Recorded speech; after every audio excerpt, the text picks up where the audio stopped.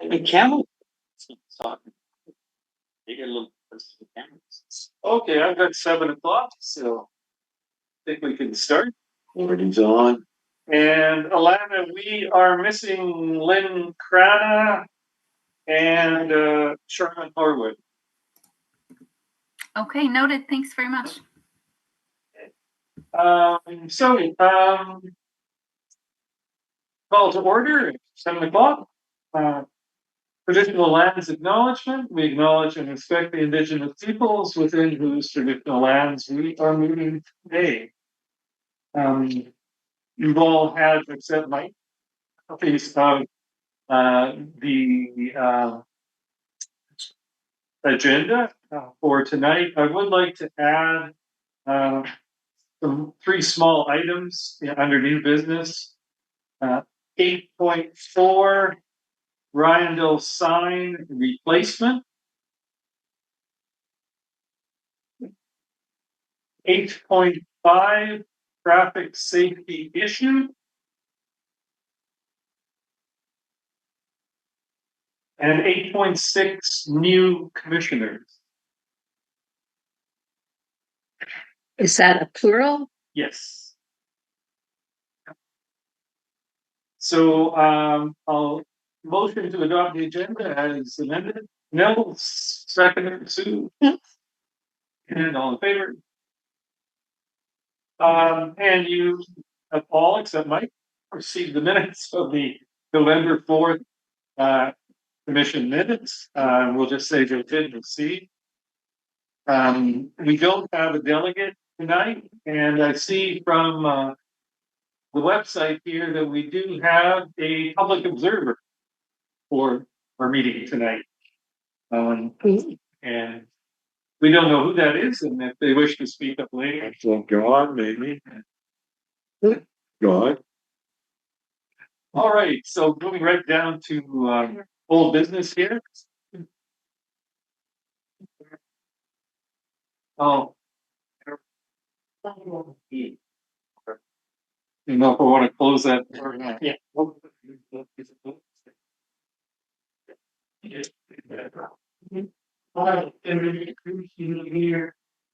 kids. Troublemakers. Cool players. Yeah. All right, the first item is an update on the fiber optics. Mike, have you heard anything recently? No. The last I heard was we got the okay from Craig to do stuff. And then that went to Peter, this Columbia Basin guy. Not Peter. The Columbia Basin guy, money guy. Patrick. Yeah, Peter, Patrick. If I had the minutes. Anyways, that went to him, but that's where it's at. Yeah, and apparently, yeah, I think they have to connect Craig and Patrick. I think have to do the final connections. So hopefully that's being done, and Stuart should be here tomorrow, I believe. So we can maybe check with him. Should I go in? Sure. I, to the best of my knowledge, he's coming here around 9. If I hear anything different, I'll let you know. All right. 7.2, Riondel Community Center renovations. We've had a couple of different contractors look at the accessible washroom options. So we have one estimate from Russ Anderson right now for the work, and we should be having a second estimate really shortly from Harmony Humble Earth. They're doing the washroom in the campus.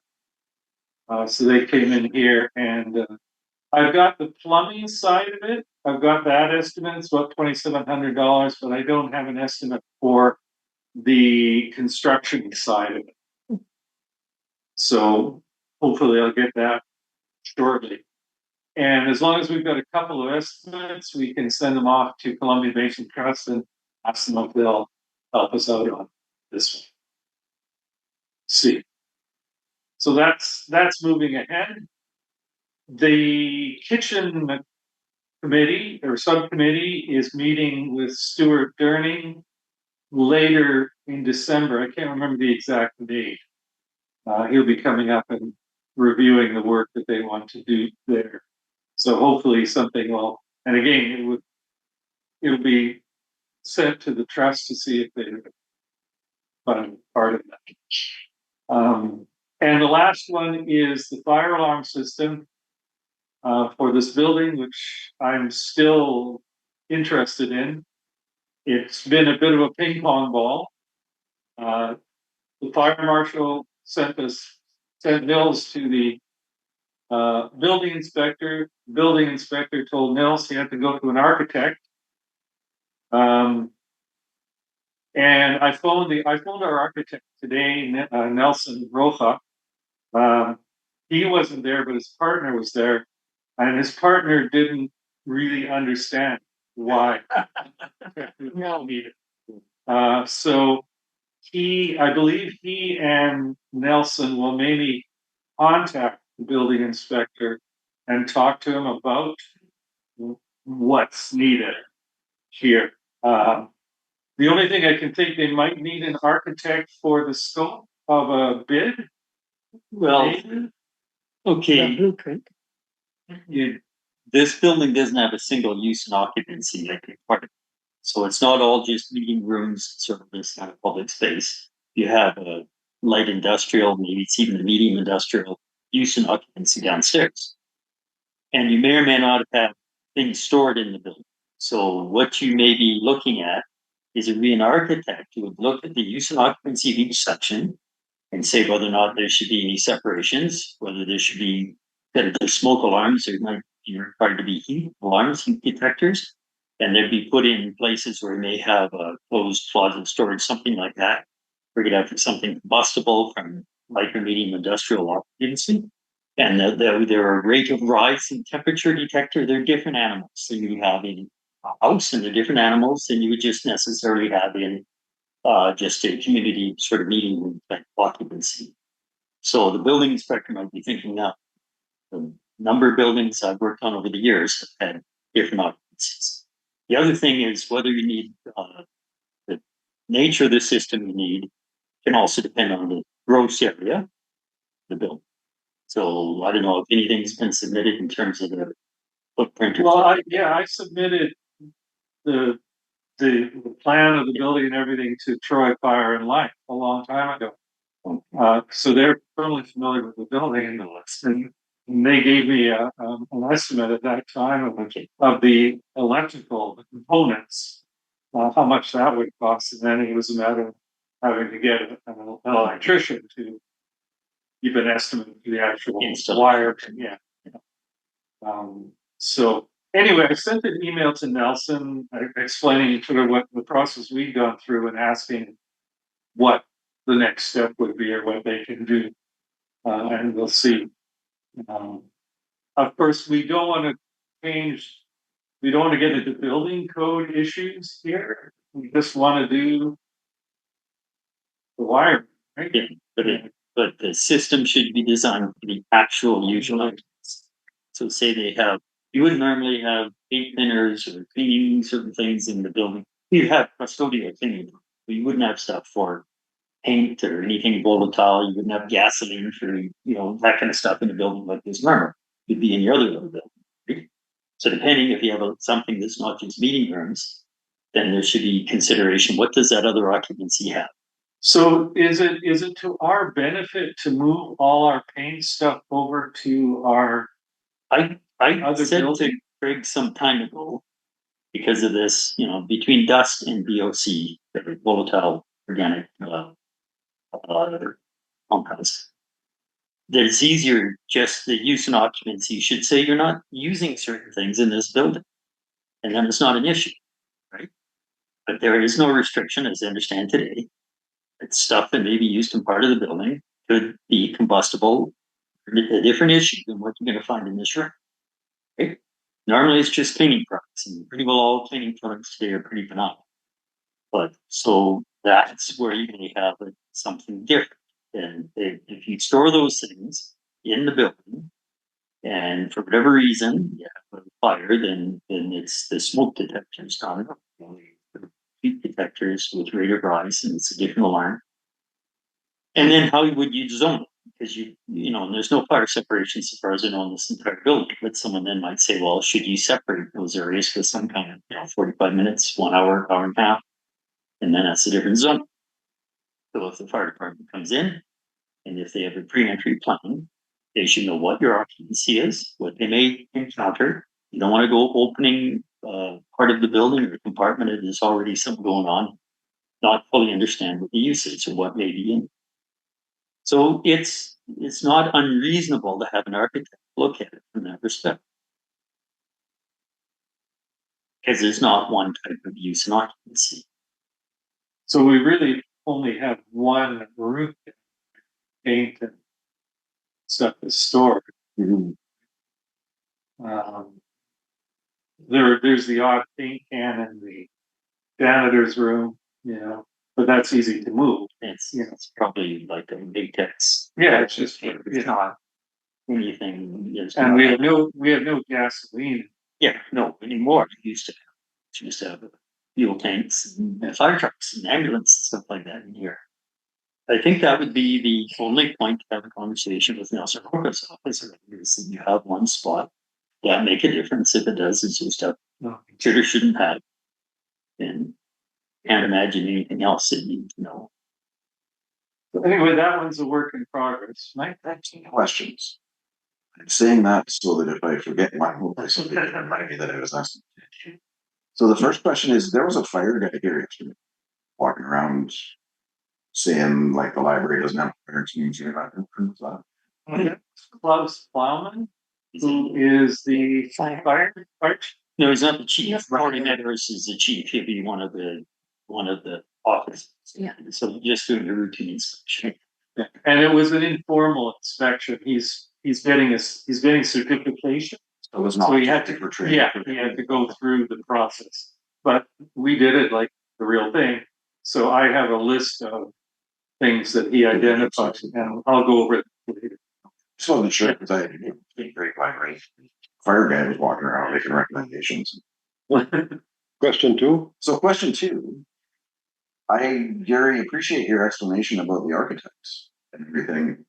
My question is though, why wouldn't the building inspector say you need an architect to look at the building use thing as opposed to you? Okay, so that's not a very whole direction. The building inspector may not have a set of drawings approved and signed off for this building for its current use and occupancy. So, like, what does that have to do with the building inspector saying we need to go see an architect? So this is considered, if it's considered to be a complex building, I've been doing largely residential and some obvious industrial,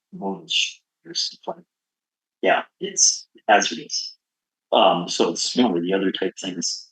But if it's a complex building, then the building inspector relies on an architect to state what you have, what you need, and to sign it off. So single residential or duplex is not a complex building. Or a small business type, say it's a university office or a doctor's office. It could even be a converted house. Those aren't complex buildings. Go through the code. It's considered to be a complex building with a mix of occupancies. There could be some judgment about more than one thing. Then it's not normal for a even municipal building inspector in a town to do that. No, I get all that. My question is, why wouldn't the building inspector say you need to contact an architect because we need to find out about ABC? As opposed to you need to contact an architect. I don't know. That's my question. We don't know the building. Yeah. We like this the guy you need us to talk to an architect. You have to redesign the whole building. Your explanation was great and concise. What I don't understand is why the building inspector didn't provide that guidance. Because you have an architect under commission now. So and maybe he's just aware of it. Yeah. Looking at this So building. what question are we going to ask the architect? Well, it's just You're going to say design us a we need a new What- building design, we need a fire. No, they've reviewed the entire building. It's the question here, what you asked was around, what do we need for a new fire system? What Yeah, are, I asked, I just asked them to clarify what's needed. Because they weren't sure Yes. exactly what was needed. So maybe if they have a discussion, architects and building inspector, then they'll identify what the real concern is. But I will maybe send an email mentioning the fact that we do have a paint storage, or that we've sort of changed our usage in the basement, probably from when they looked at this building the last time. Is that anyway? We'll see. I don't think it would be a big architect's bill. I think it's really small detail that they could probably settle quite quickly. Sure, yeah. Famous last words, I guess, but I think so. if it would be here. All right, I think that's it for renovations at this point. Street light repairs. Mike, you can tell us what the Cable Society did. Well, yeah. Are we allowed to say that and put it in minutes? I think so. Don't title Anna, just wait. So the Rumpelstiltskins in town went and replaced all the burnt out bulbs that and sensors that could be replaced that made them work. There were 2 lights that we've identified that don't respond to a new bulb or a new sensor. We forwarded those to Lee Riondel, and he's gonna do whatever he needs to do to get for us going on it. But yeah, so currently we're as lit as we can be. Yeah, thank you very much. That was like a dozen lights you were. Yeah, I think there were 8. Wow. Yeah. Riondel comes to life. We tried to put some Christmas lights up there. Thank you very much. Much appreciated. 7-4 problem with drainage. Still looking into that. That's the one on Angel. below Ainsworth in the alley there. I was going to talk to Larry about the Cranbrook contact that they wanted him to make, but I haven't looked at that website. So I just know the water is going down between the 2 garages. Hundreds of thousands of gallons of water go through there in a week. It just goes. I don't know where it goes. Probably 10 gallons a minute. All day for 24/7. It goes down in a hole between Larry's garage and the garage next door. All day, every day, down the same hole. Must be a deep hole. We'll have a new Must be mine. a deep We'll hole. have a new mine. It's a big hole, yeah. And the neighbor across the alley, his house isn't floating yet. So the water's going someplace. Oh. if we were really lucky, you'd be finding a way to the creek, Yeah, So but Larry's fear is that, when you get 15 below, you get it back up someplace. So he's got sandbags, our YRB bought him sandbags I can place the sandbags for him, which is good. oh, but we're still concerned, so that's ongoing. So Well, on that, so Gundla did respond in a week ago, 9 days ago, her and Scott both had a look and talked to the residents, and that they provided the sandbags as a courtesy. And their assessment is it's not, the water flow can't be determined to be coming from the road allowances, it's not a switch on all top of their roads. It's not something that they will really deal with right now, which is not a surprise. He did indicate, Gundla is the Ministry of Transportation area manager for the services. She does here all the way through Preston and up this. And she was our area manager before, and her family had property on the East Shore, and she's pretty familiar. She was circulated over here for years. Second Bridge Division.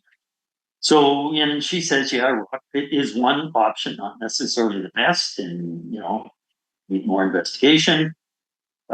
She's willing to have some conversations with the RDTK. So when we have our next and out various communities advisories, we have a budget that's limited. There's possibility. Not volunteering any money. And what else did she say here? Yeah, just basically to talk about these options, but it's not an indication that it's something that the highways be mandated to look at. And she copied the regional manager, Kevin Stone, just so he's aware. And it's absolutely not surprising, as I said before. And you didn't mention, but all the second set of tests says it is not the water system. That's, they do very detailed, they tested for fluorine. It's zero. And then they retested, they isolated the section. They opened one of the valves at one end with a stretch, tested each of the current stops with a listening device, the got for changes in flows and stuff like that is looking flow control. And no indication of a change in flow. So there's no surprise there. And the landowner's been told that. That's what they were told months ago as well. For the test, for so right now, it also put notice to one contact I have in the water stewardship side with the environment side. And he said he would pass it along to natural resource officers because they're the people who have come out in the past. They look for indications of somebody having changed the water flow, divert water to someone else's land. And they have jurisdiction, those kind of things. For that, I don't have a follow-up on that since my second or third round of conversation with them. Except they said, here's the FRCs. There's now one more on Eastman Avenue who said there's some water. They can have a look at it. I don't expect either of those ministries, transportation or the land side, is going to jump at doing anything right away. That's where it sits. You are correct. If it ices up like Neil's, they've had trouble. That's the problem they had up on Elsie Holmes Road. They had an issue with the flow, it froze, it started flooding over the road, and you couldn't drive down that road. Then, and she has some here, if it becomes an issue with the roadway, they'll deal with it back in pump, which should probably just be sand and ground. Then you get an overload flow, it goes somewhere else, ices up there.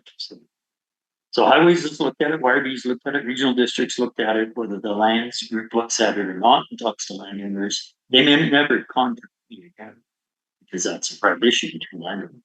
So is that something that the landowner should still follow up on? I gave them the contact. Busky gave them the contact. I think you might have given them the contact. It's entirely up to them. If they want to talk to the province about changes in water flows, they've known that for months. So they could talk to. That's what they would do. And if you see somewhere where someone's been digging and water's coming this way or that way, then it's the sort of thing that ministry deals. And so there's certainly an awareness of what's going on, and probably as far as we can go at this point. All right, going down to new business. Oh, sorry, thank you. No word. They had, I think, they were supposed to do an interview last week. It was canceled. But the last two have been people from Preston, which really does not work for us. It just doesn't. It's not practical. To have someone drive out to Preston for a 4-hour job, and especially in the winter. And that person is not readily available to the community in any way, shape, or form. So they're keeping the job open, the posting open, and in the hopes that we'll get a candidate that will work for us here. We did have one. She's based out of Nelson, but she has a place here that she stays, and she goes back and forth regularly. So that's a possibility. She's not a stranger to the community. And I met her. She seems quite pleasant, and she has the skills. But again, they're just waiting to see if anyone else. And in the meantime, thankfully, Alana is filling in on this side of the things, which is important. And yeah, I'll let you know if something finally comes up. Well, the other part of that was a possible change to the description. Yes. I talked with Jenna Chapman about possibly adding some duties to that position that would add a little bit more time and make it a little bit more attractive. So for example, it would be great if that person could manage the Riondel.ca website. You know, that's a sort of crucial link for the community that hasn't been updated since Drew Scott passed away. And if we had somebody right here with ready contact to all groups, that could, make sure that information and stuff is put onto the website expeditiously, that would be a benefit to the grid, and would fall under the scope of that organization. So so that was we were just sort of tossing ideas around about how we could maybe make it a little more robust of a position. So again, that's a possibility. And again, it depends on the skill set of the person that'll begin, how comfortable they are doing some of this. But a lot of people aren't, so maybe we'll see. But thank you. Yeah, thanks for mentioning it. All right, new business. Cleanup of the storage area downstairs. Which storage area? The south side, the side that the shed is not in. Okay. Yeah. So did a lot of cleaning up down there. It looks actually quite presentable there. It's just at some point we need a trailer and some people to haul out the vent that's down there, to haul out some of there's a desk down there that's got to go. This just, it's got to be chucked. So probably an hour's worth of work really to just move some of this bulkier stuff out.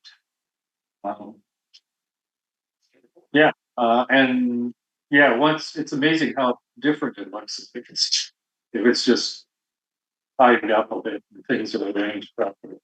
And there's a lot of great storage.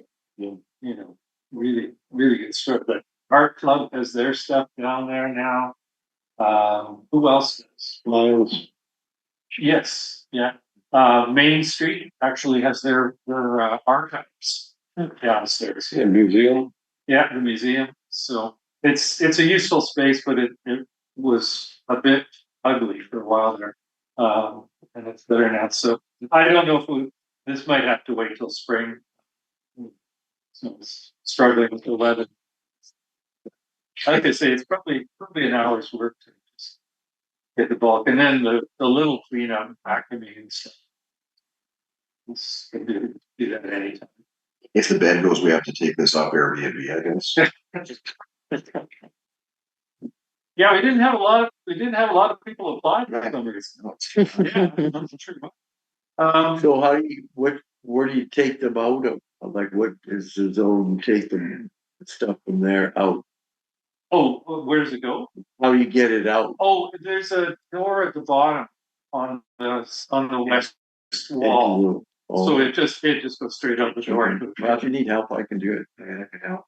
Yeah, like I said, I'm not sure what it's going to be. Yeah. Yeah, okay. You just want the bed. With a sign that Okay. says, You just want Yeah. that bit. No, I don't want any more furniture. I'm furnitured out. I was taken on the tape for 50 years.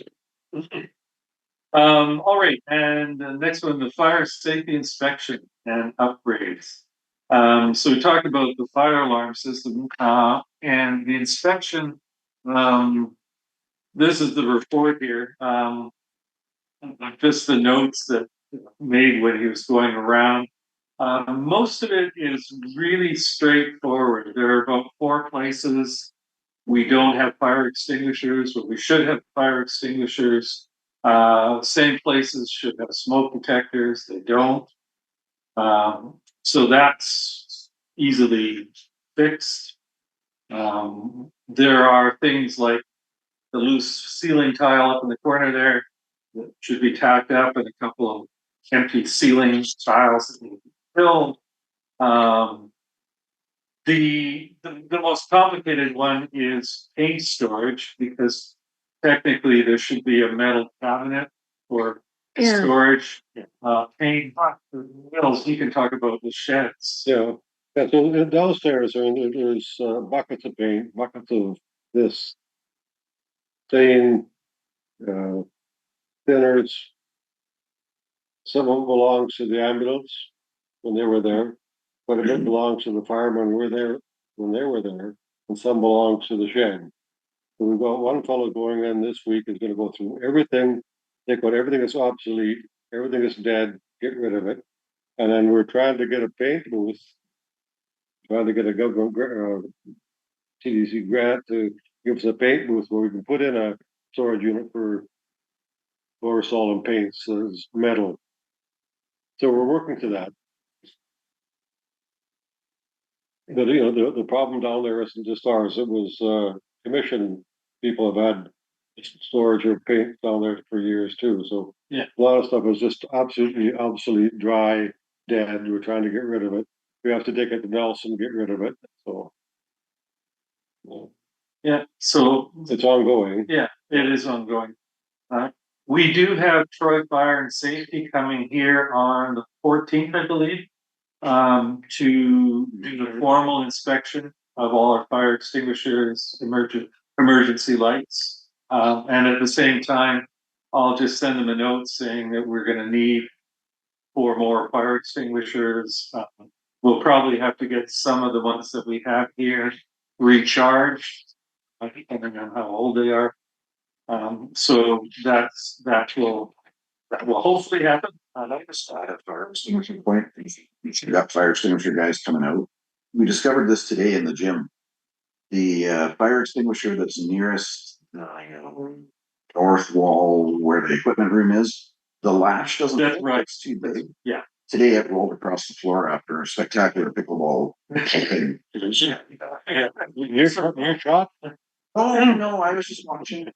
So I've given this a copy of this to Kevin, to Keith, sorry, Okay. to Keith, and gone over it with him, and I did mention that. Okay, so that as long as no.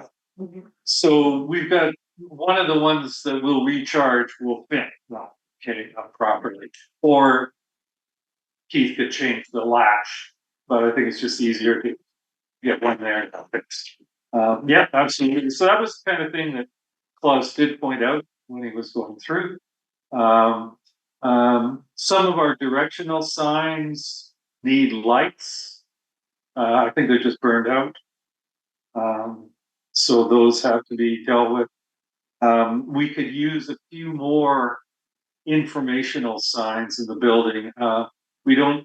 We should have a prominent no smoking sign posted at the entrance, which I don't think we have, even though nobody really ever smokes here, but you should have a sign up. There are places where, like the fire extinguisher in the activity room, you can't see if you don't know it's there because it's behind a post. So there should be a notice saying fire extinguisher this way, so that everybody is aware. So all sorts of little details like this that we can easily take care of. We do have the standpipes, but we don't have enough qualified fire persons to use them. They can't go in a building unless there's a group of them that are trained for interior firework, interior operations, and they don't have enough of those people available to allow them to do that. So it's kind of a moot point to have those standpipes. But if we ever did want to actually use them, we'd have to replace all the hoses because the hoses are way too old. Couldn't be relied on. Anything else here? That's probably the bulk. Once Troy comes through here and does their thing, I think we should be in pretty good shape. I think what we need. But there's some obvious gaps, like there is no fire extinguisher in the main kitchen. Even there's one right outside, sort of, but really should be in the kitchen. There's no fire, and there's no smoke alarm. So yeah, so try and fix it. Community association, we met with some reps from the community association just to talk about really communications between RDCK and the community association and the commission. And just at some point, we should all get together and have a full conversation, because there are gaps and lapses in communication and Areas for yeah, there's room for it. So I'm not sure when we'll set this up or how, but I think it is necessary, and it is, I think, a major area of concern. It's just, answering of emails, levels of communication, just so that things like, it would be really good if we could somehow authorize, say, auditorium rentals through this office.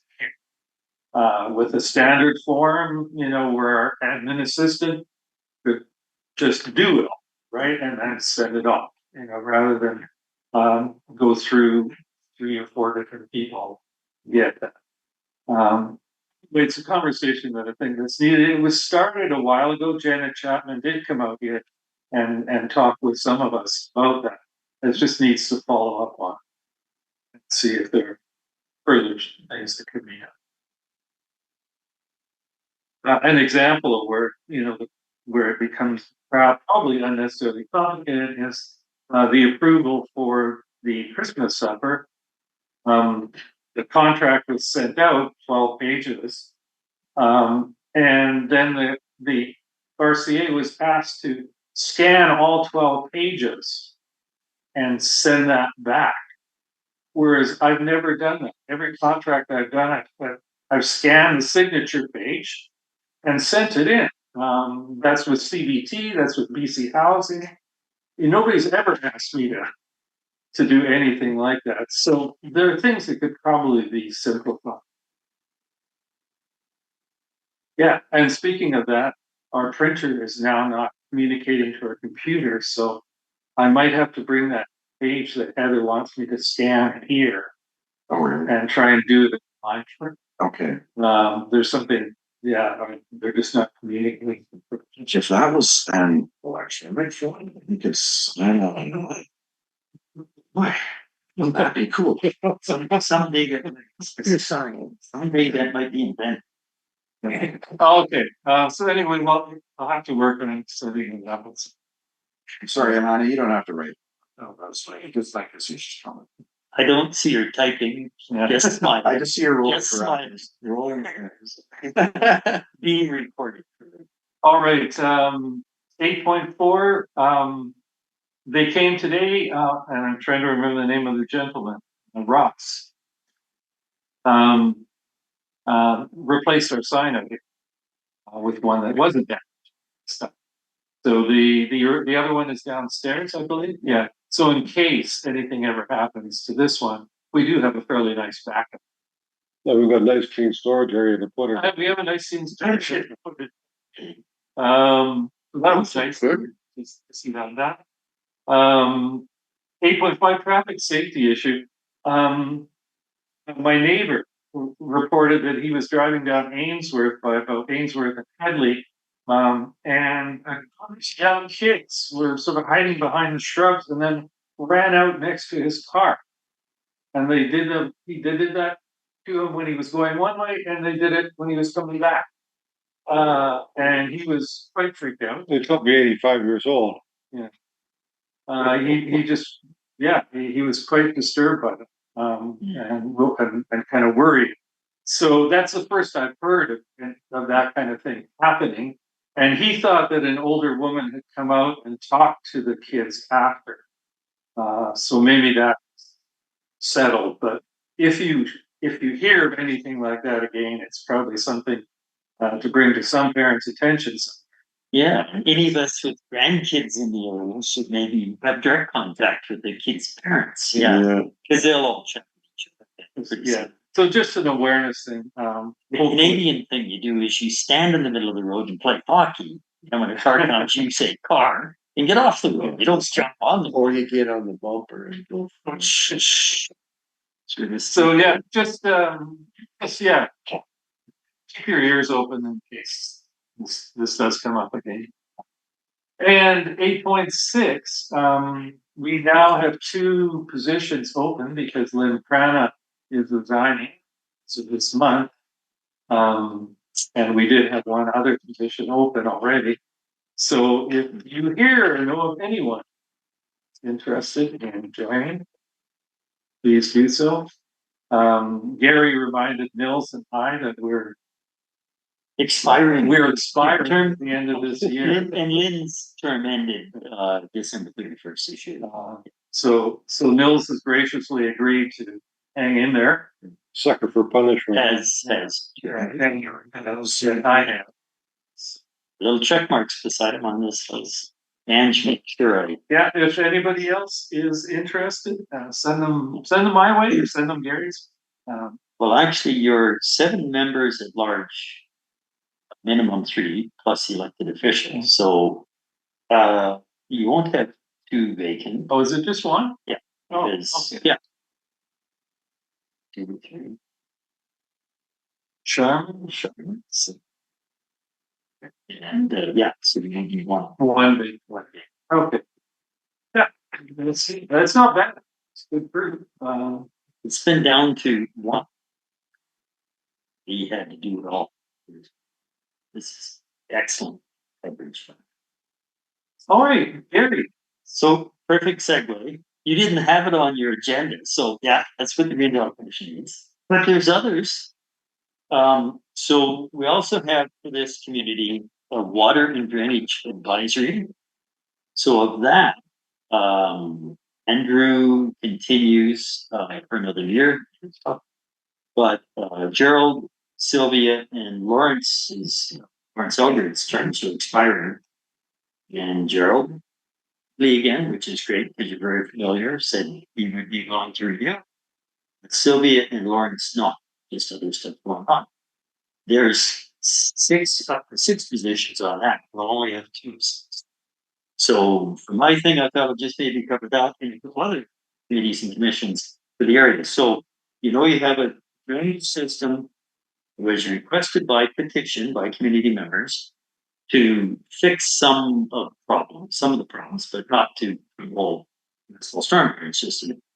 And as Gerald knows, the budget is pretty lean. So when the money was collected for a few years, the first major thing done was interrupting the drainage, which created an outfall, would relieve a lot of the water issues. And that was the number 1 sort of worst area. And then the next worst area is for to do some more work south on Ainsford, which the good section of that has been done, but not all of it. But there's a report from Highland Consulting that lists lots of little problems in this community for drainage. So right now, your requisition, your budget is $25,000 a year. So divided between a couple hundred houses, whatever it is, 100 and whatever dollars a year. That can't be raised to fix all the problems for a couple of reasons. One is community didn't ask for a full blown system, just to sort of start targeting the worst issues. And 2, a regional district cannot just raise taxes without consent unless you stay within not raising more than 25% over a 5-year average, 5-year stage. So there's no ability to place the money in and do twice the work. It's just not allowed under the local government. The regional district doesn't have that power.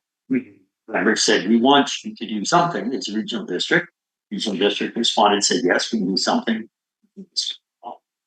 So where we go from here is this year there is in the 2024 there is $100,000 budget and then $80,000 next year. That was bumped largely into this year and next year. By 2026 draft budget. It's on here, but I won't look it up. But of the money that's in hand, The next piece of Ainsworth will consume most of that money. There's not a lot of money in reserve. It'll build up again by either 25,000 a year, which if you have to do a $60,000-$70,000 job, you can wait 3 years. Or the community will be asked if you want to tax more and try and do more. So the advisory is the one way to have a running conversation between staff and this advisory about what they're hearing and what priorities are, regardless of what the consultant report said, where the community members think money would be best spent. Based on the next advisory meeting would be, into the new year a little bit. I think the best step after that is to have a town hall meeting and say, well, here's where you're at. Here's what's been done. And here's engineering ideas and here's community ideas. What does the community want to do?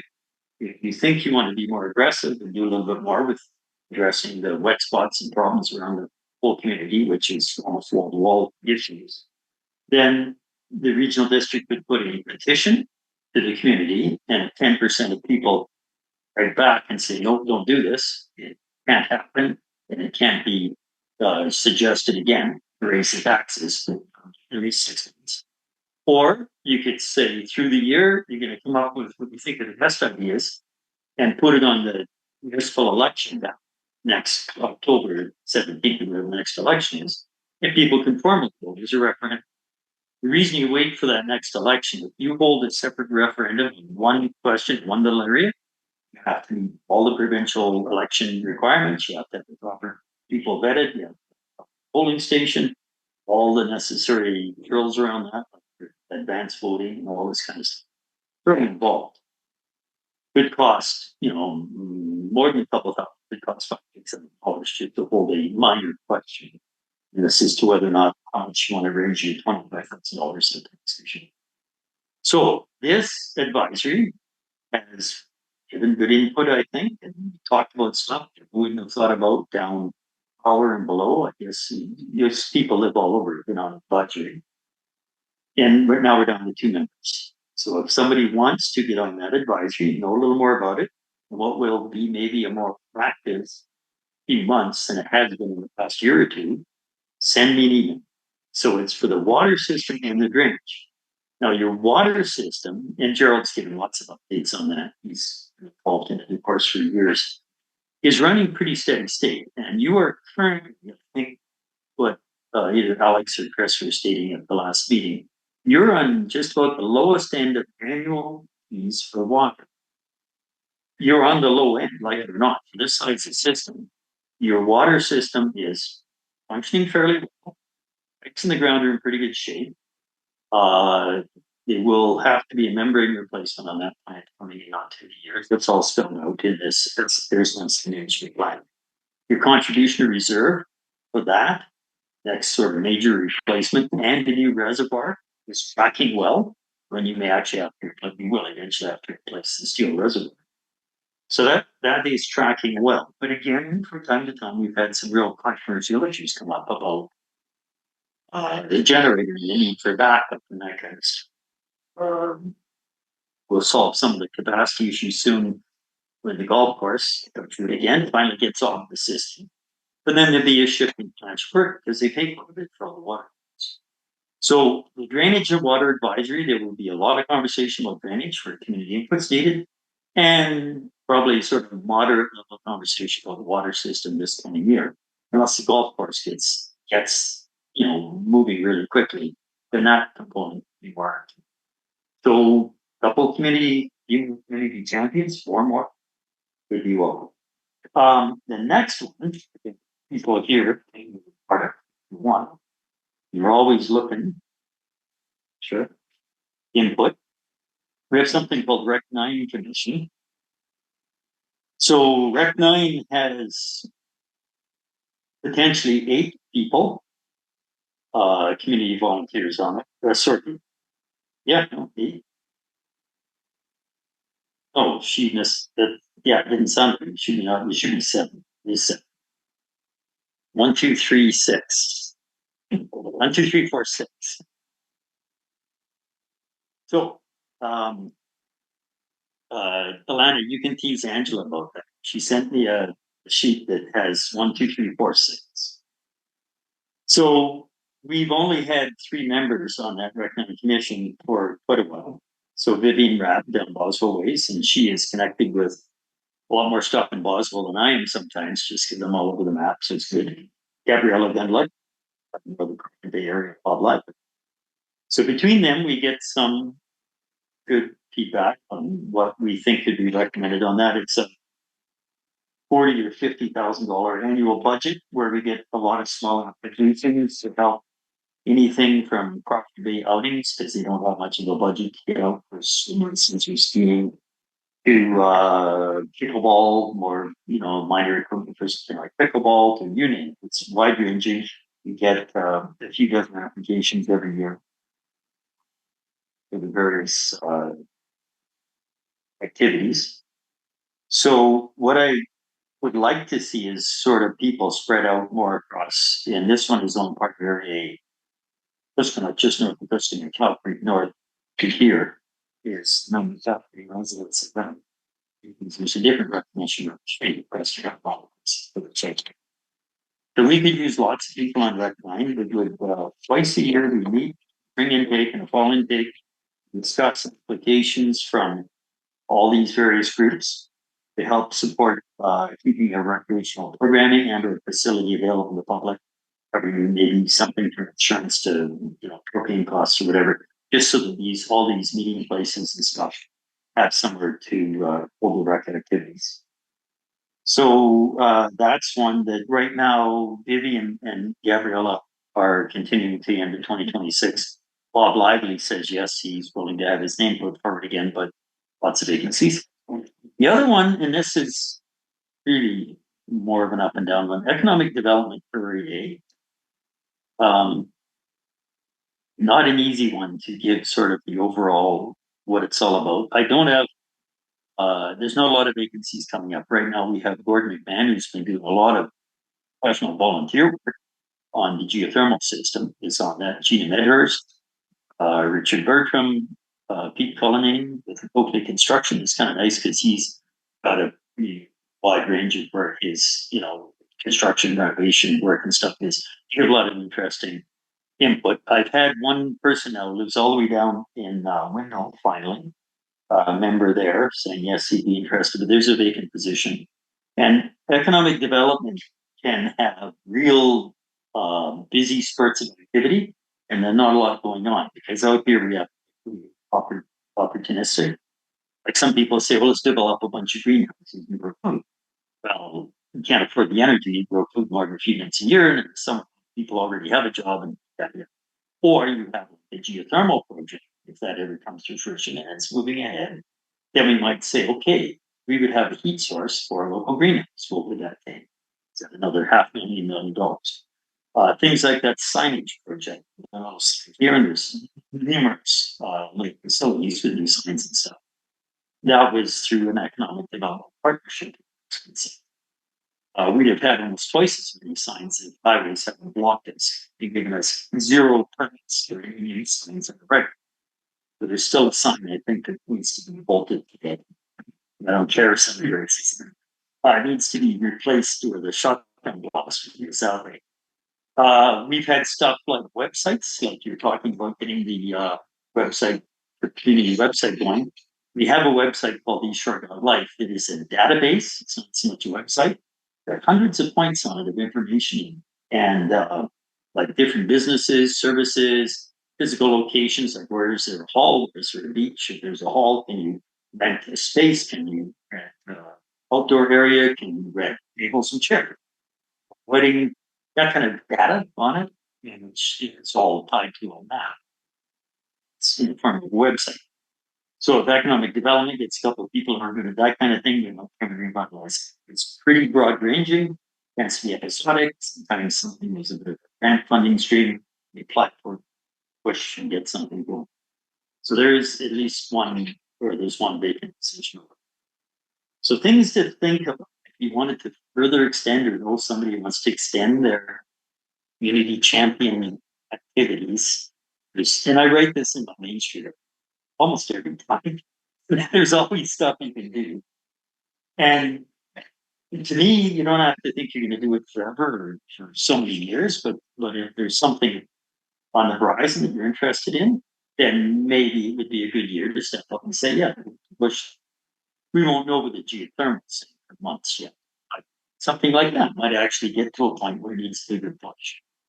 So anyway, those are some of the commissions, and there's a couple others, but you guys aren't eligible because they're limited areas, self-ended areas. Oh, that's too bad. Well, the agriculture advisory, I'd love to see more agriculture. You have a formal commission because of the amount of applications you get for the changes non-farm use on agricultural land reserve. That we struck a formal commission of actual, like, making money farmers full on in the valley, where it has helped the Agricultural Land Commission understand the value of letting somebody have a little outlet for more than farm gate sales, maybe a coffee shop or something else. Just get people to stop and add that $10,000-$20,000 extra a year, raise their profile, or maybe help them with market stuff. So we have other missions like that, but we've never extended it. It's just not enough. Well, thanks, Gary. I can certainly speak to the Rec 9 great organization because they funded a new clock on our pool table. They paid for one of my movie licenses every year when I was showing movies here. Well, And it's easy, it's just a few papers to fill out, send it in, and you usually get what you ask. We're very close. So it's probably the most direct source of funding for small activities in the year. But to be meaningful, it needs not just a director for an area to look at, it needs community champions. Because I get asks all the time for money, like discretionary, but you need people who are involved in all these activities to make sense of it. We're almost always oversubscribed, but there's more need than taxation. But most people say, yeah, don't just go keep taxing more, maybe be a little more selective about what makes the most sense to see. And speaking of taxation, that's where the water drainage committee is, I think, really important. That has a real impact on legal taxes. I know that they would like to increase the drainage budget a lot, but that has an impact. So that's where community input is going to be really important. Like Rec 9 is currently $46,000 taxation, but it's probably over about 1,500 parcels. It's about 3/4 of every day. So that's $30 a year per parcel, but that helps keep a lot of your community halls, smaller functions and stuff going urban background, realize. Whereas the drainage, because it's such a tiny area, yeah, it's 100 plus per parcel now. And it was significantly increased in the last year or so. Well, up to that allowable limit. It went from about 14,000 to 25. Yeah, it's So- been in for more than 5 years, so it's not slow. So that's the big one. Okay, thank you. Public time. We do have a public observer. I don't know if that observer has any comments they would like to make to the meeting tonight, but this is your opportunity to do so if you have. If not, we will simply move on.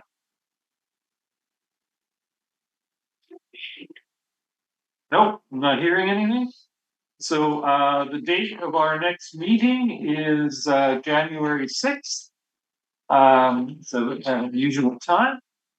And as I say, just a reminder, if you know of somebody that's interested in joining the commission, have them contact us. And, I think that's it. Thanks, everyone. It's 7:58 and a half. Still a lot of stuff on the go. Yeah. We'll see where it all leads. Lana, thank you again. Sitting in here. Thanks, guys. Doing this for us. Okay. Night. Good.